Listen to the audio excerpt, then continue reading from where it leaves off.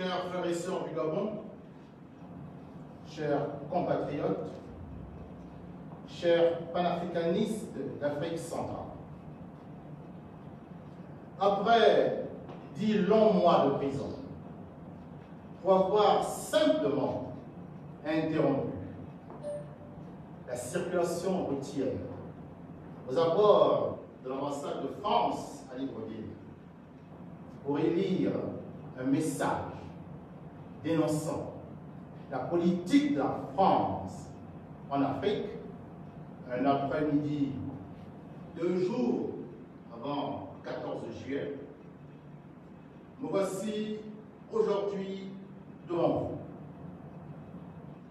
en liberté provisoire. L'affaire étant toujours pendante, en cours, et sur le conseil avisé de mes avocats, je n'en parlerai donc pas.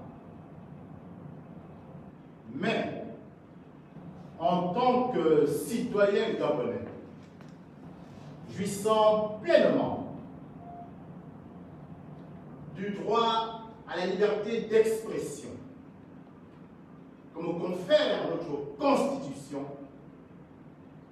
je voudrais, en ce jour, m'adresser solennellement au peuple gabonais tout entier et, bien au-delà, à tous les Africains du continent et de la diaspora. En 1958, alors que les peuples africains des colonies françaises réclamaient leur indépendance, la France officielle et les réseaux, alors dirigés par le général de Gaulle, nous a proposé, par le biais d'un diktat référendaire, d'adhérer à la communauté française.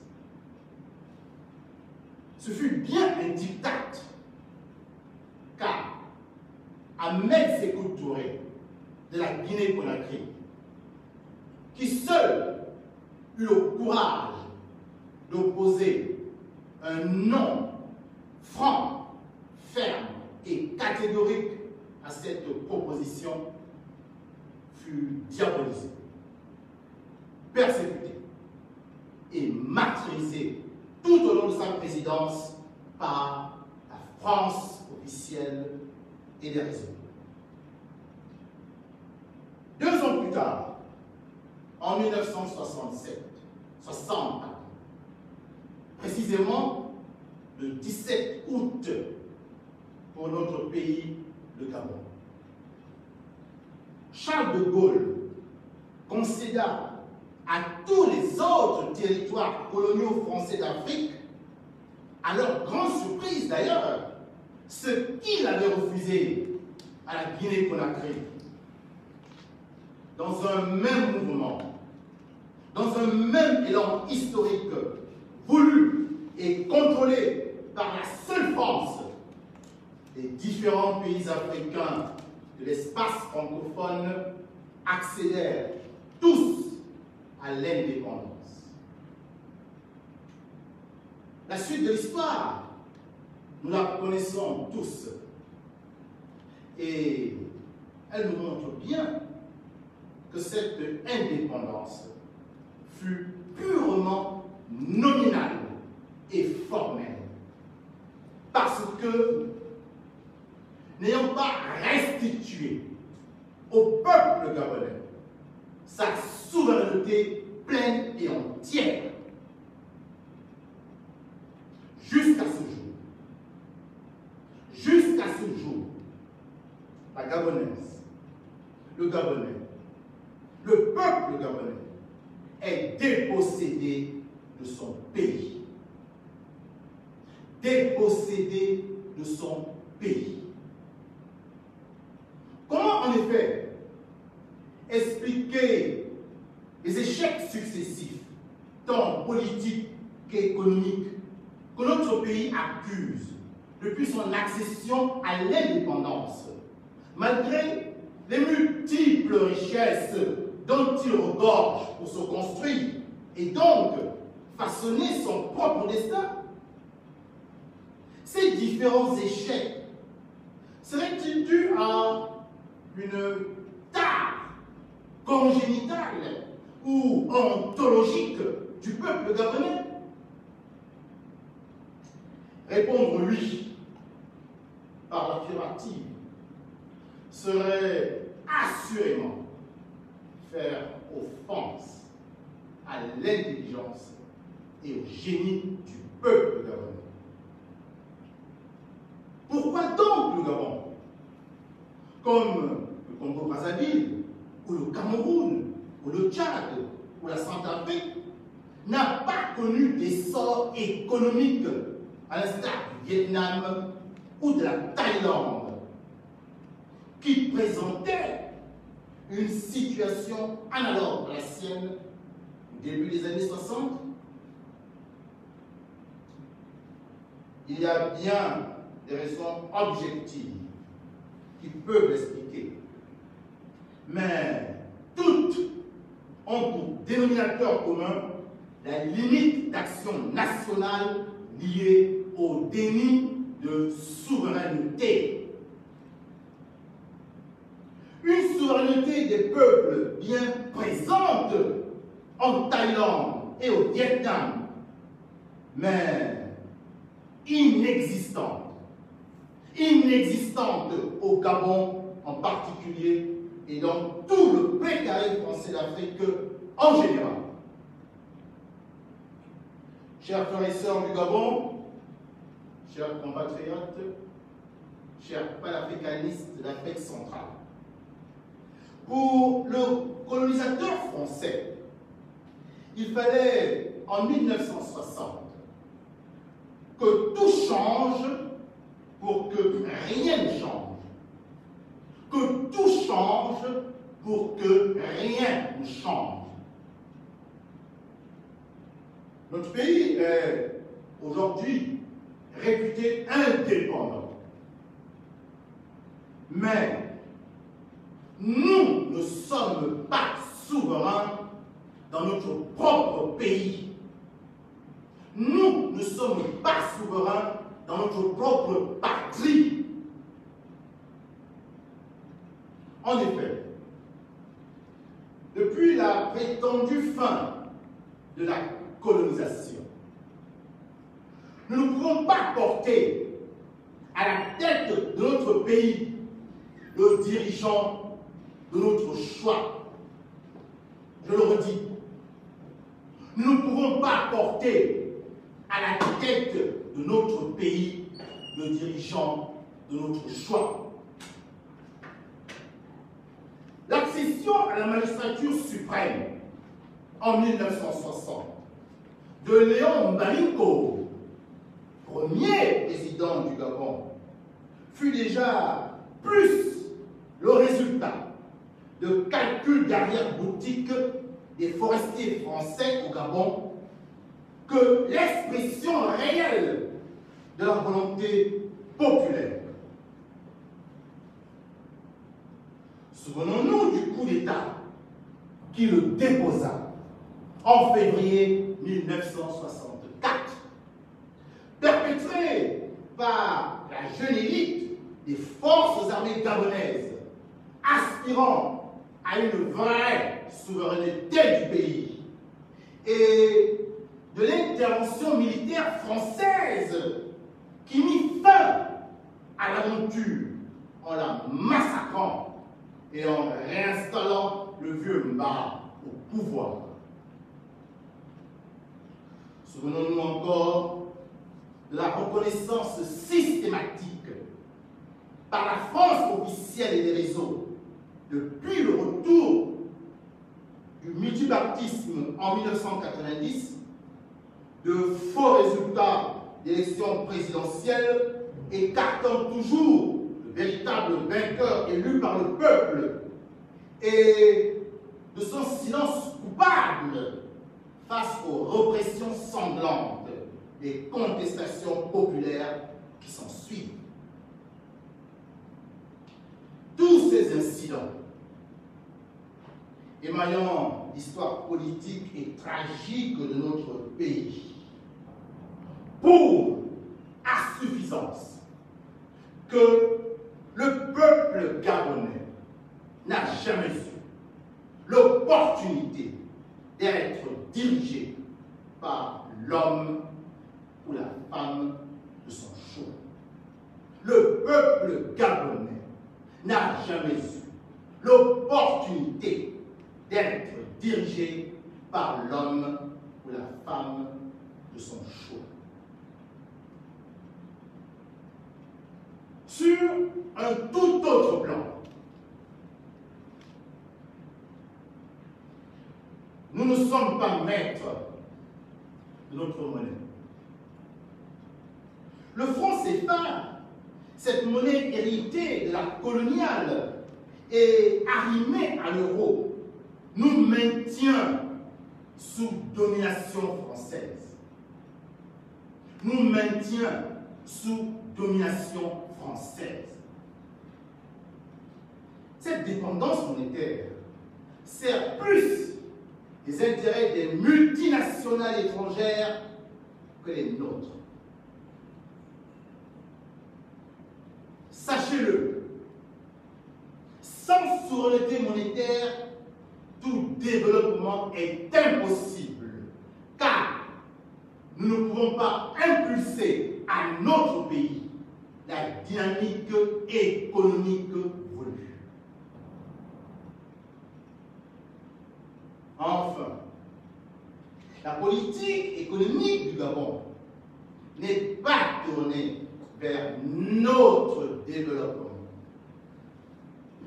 car cette dernière est assujettie aux étrangers, aux intérêts étrangers, particulièrement français. Cette économie extravertie, basée essentiellement sur l'exploitation des matières premières et qui importe tous les produits de première nécessité, ne peut garantir le développement de notre pays parce que nous restons dépendants de l'extérieur. Et cette dépendance n'est pas fortuite. Elle est savamment entretenue par les différents présidents français de la Ve République qui se sont succédés. Car sans les ressources naturelles, les immenses et incommensurables ressources naturelles des pays de son précaré, qu'elle exploite pour alimenter son industrie, assurer son train de vie et au final garantir son prestige international, la France ne pourrait pas maintenir son rang de 5e puissance mondiale.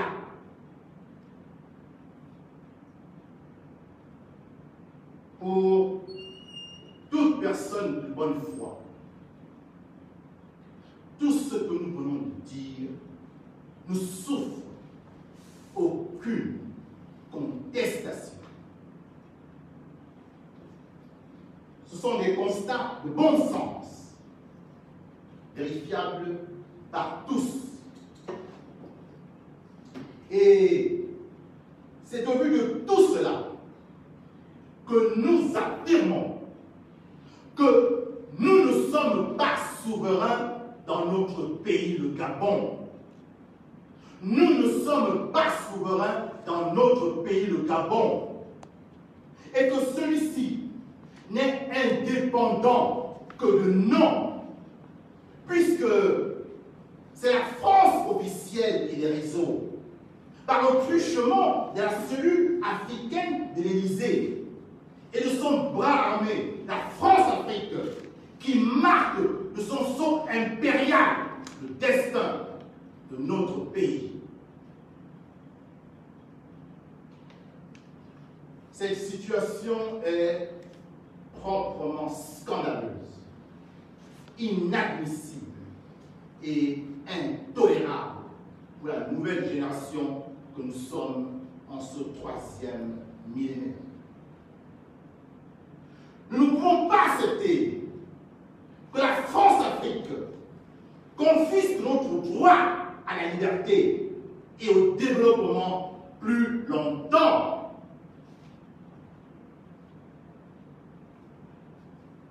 Chers frères et sœurs du Gabon, chers compatriotes, chers panafricanistes d'Afrique centrale,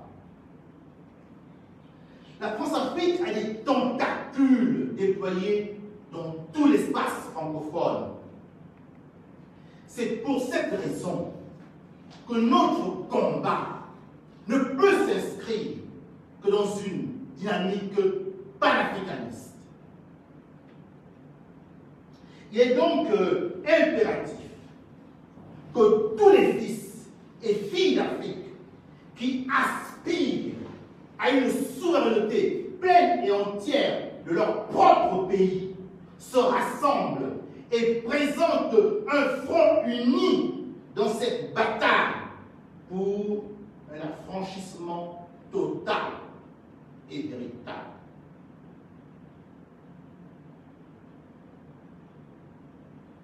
La politique prédatrice de la France officielle et des réseaux en terre africaine n'a que trop duré.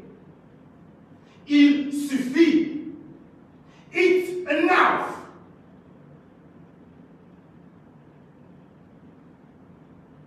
Pour commencer, nous devons nous affranchir des chaînes invisibles mais bien réelles de l'aliénation mentale consécutive au système de valeurs qui nous a été imposé par la colonisation.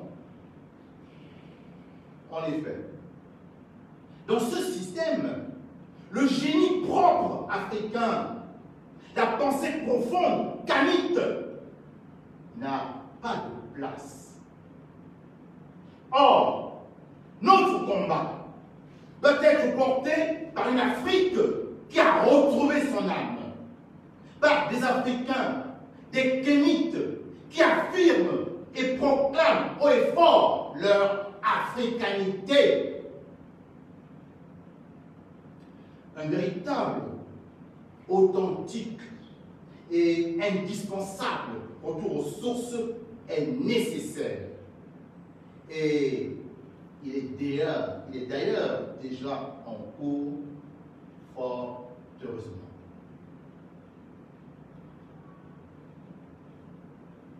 Nous prendrons un seul exemple pour illustrer cette nécessité. Comme vous le savez tous certainement, la structure des États africains actuels repose sur le paradigme bâti autour d'un État fort, centralisateur et jacobin qui construit l'État-nation, nation au singulier, en luttant contre le clanisme, le tribalisme et l'ethnicisme pour forger l'unité nationale.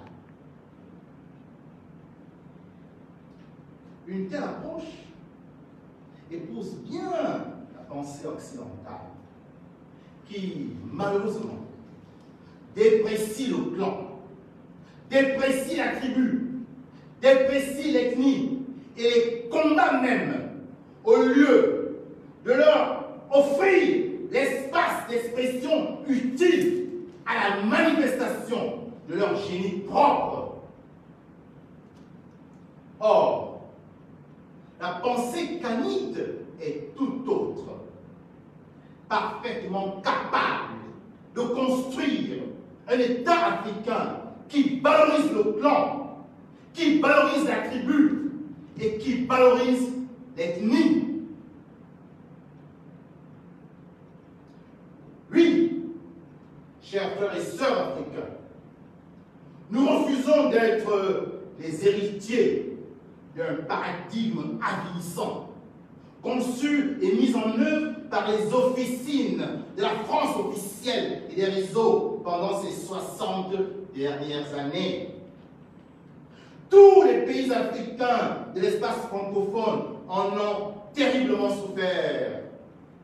Et en Suisse encore, aujourd'hui, des conséquences sociales, politiques, économiques et culturelles désastreuses.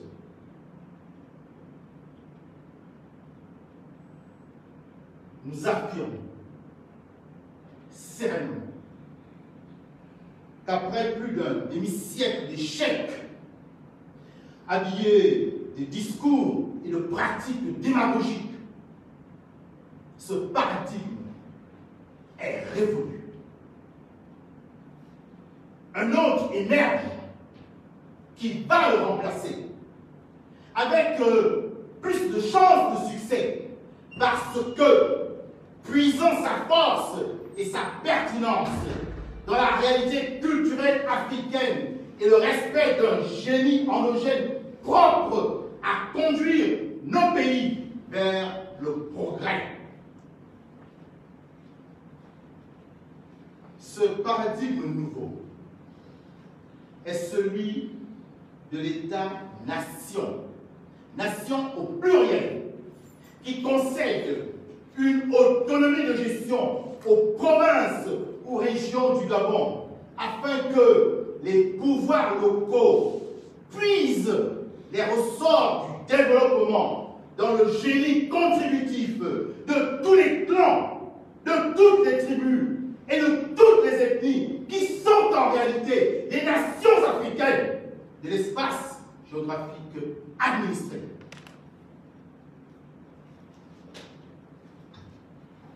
À l'opposé de la pensée occidentale, cette approche prône la revalorisation de la clanité, de la tribalité et de l'ethnicité gabonaise pour sauvegarder nos cultures ancestrales, pour préserver en nous cette âme africaine qui porte tout le génie kamite.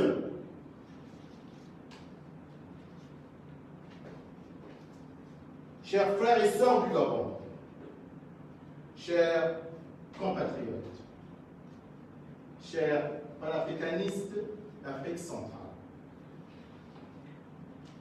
des vastes plaines de la Nyanga au vert plateau Batéké, des lacs profonds de l'Oué aux rudements de cristal, des forêts épaisses du septentrion aux rives irisées de l'Atlantique et bien au-delà des mers.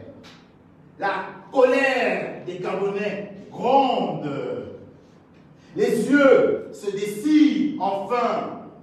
Un faux espoir délie les langues. Un vent nouveau se lève au Gabon, comme partout ailleurs en Afrique francophone. L'impérialisme occidental a voulu cantonner l'Afrique à la périphérie de l'histoire et le Gabon à la périphérie de l'Afrique.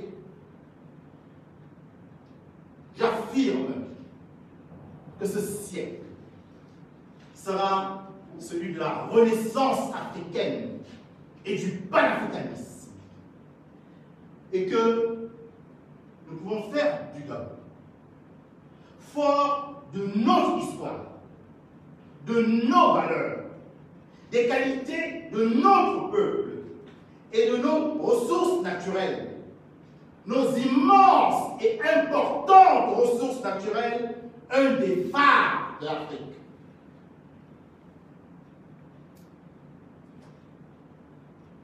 On nous avait promis, lors des indépendances, la liberté et le développement. Nous n'avons eu ni l'une ni l'autre. À la place, nous n'avons récolté que servitude et misère. Mais j'affirme que le combat n'est pas perdu. Que nous pouvons obtenir la liberté et prospérité en luttant avec courage et collectivement, Gabonais et autres Africains côte à côte. Gabonais et autres Africains côte à côte. J'affirme que nous pouvons gagner notre souveraineté et en finir avec la France-Afrique politique d'une autre époque, de notre âge, menée par des politiciens bounty corrompus. En recouvrant notre souveraineté captive, nous ferons tomber leur masque blanc et serons de nouveau les maîtres de notre destin. J'affirme que nous pouvons développer de nouveaux rapports avec la France, basés cette fois-ci sur le respect et l'intérêt mutuel. J'affirme que nous pouvons recouvrer notre fierté d'antan en marchant sur les traces de nos illustres aînés, les Ruben Onyobé, Ahmed Sékou Touré, Modibo Keïta, Daniel Ouezin Koulibaly, Barthélemy Boganda, Thomas Sankara, Germain Mbangema, Joseph Ndjambe Issani, Pierre Mambundu, André Mbopama et tant d'autres qui vivent dans nos têtes et dans nos cœurs.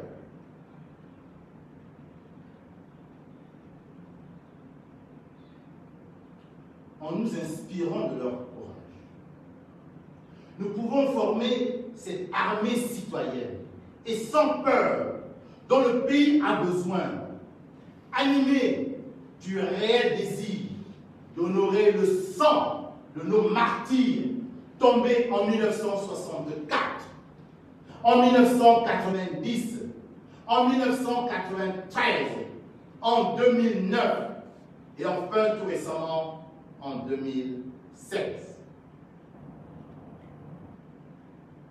J'affirme que nous pouvons faire entrer les Gabonais dans une ère nouvelle, où la satisfaction des besoins élémentaires, attendus en vain depuis 60 ans, sera enfin une réalité tangible, une réalité bien tangible. Chacun pourra décemment se nourrir, se soigner, se former et vivre en sécurité dans notre beau et riche pays, le Gabon.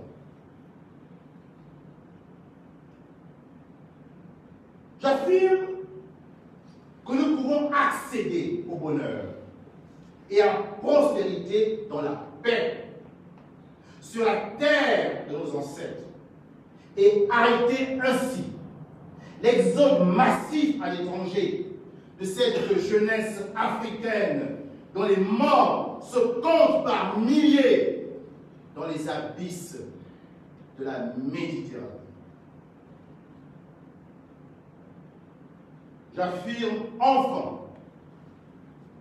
que nous pouvons, une fois libérés du joug de l'impérialisme néocolonial français et de l'aliénation mentale, construire ensemble un nouveau modèle sociétal et politique gabonais, fondé sur la pensée kamite et porté par le génie endogène africain. C'est pourquoi je vous propose aujourd'hui, convaincu de la réalité pour nous, de cette ouverture grandiose sur tous les possibles, la création d'un grand mouvement associatif, politique et international que nous avons dénommé The New Power ou le nouveau pouvoir. Chers frères et sœurs du Gabon, chers compatriotes, chers panafricanistes d'Afrique centrale, le New Power est un mouvement souverainiste et panafricaniste qui œuvre pour l'avènement d'une entière et pleine souveraineté des pays africains de l'espace francophone libéré du joug français, qui œuvre pour l'essor du Gabon en particulier et de l'Afrique centrale en général. Nous invitons donc à nous rejoindre,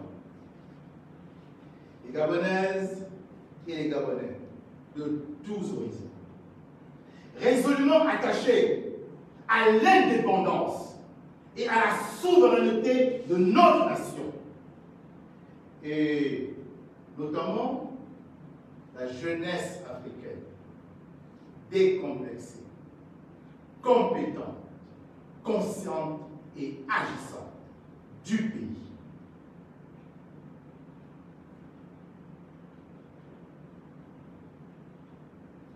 À ceux qui nous demanderont pourquoi vous et moi créons ce mouvement,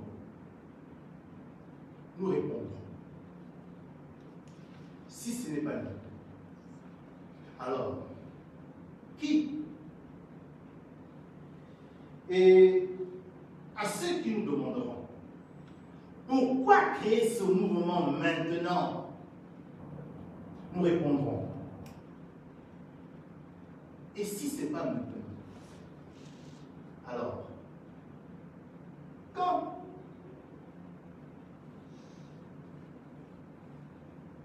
Chaque génération a son combat. Le nôtre est celui du recouvrement plein et entier de notre souveraineté pour être enfin maître du destin de notre pays. Nous voulons pouvoir, sans honte ni regret, nous regarder dans un miroir ou affronter demain le regard de nos enfants et pouvoir leur dire droit dans les yeux: oui, nous l'avons fait. Vive notre patrie souveraine, le Gabon. À bas la France-Afrique. Vive le panafricanisme pour que vive une Afrique libre et unie. Je vous remercie.